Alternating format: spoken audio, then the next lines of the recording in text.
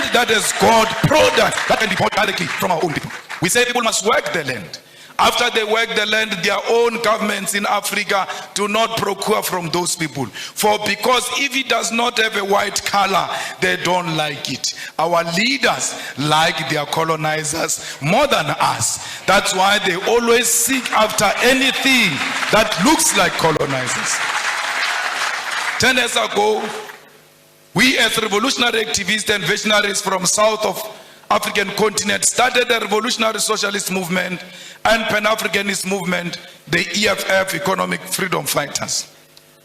When we formed the EFF in South Africa, we told them that our organization is not for South Africa.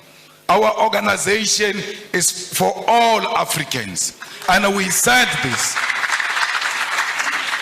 We said this during xenophobic attacks of our people in South Africa, where people were being attacked because they come from outside South Africa.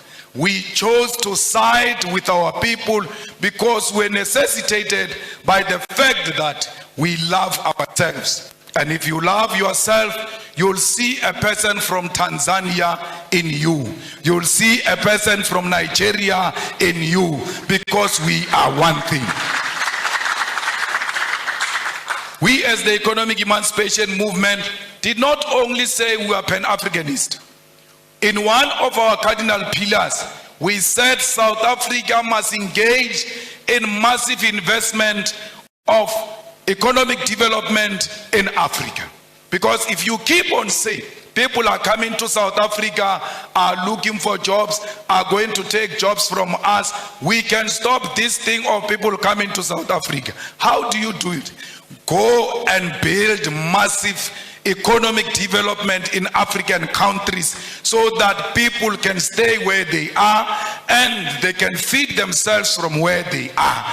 No one wants to leave his own home into some strange place. We leave our homes because we are searching for greener pastures. If there is an ESCOM in South Africa which is failing to give us electricity, but when it was well and still running according to how we wanted it, ESCOM had the capacity to electrify the whole of Africa.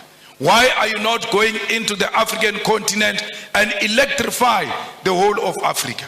Why is there no train that moves from Cape to Cairo, making sure that trade in Africa and movement of goods and persons is easy? Because if we do that, there's no one who can leave Lusaka to go and stay in South Africa.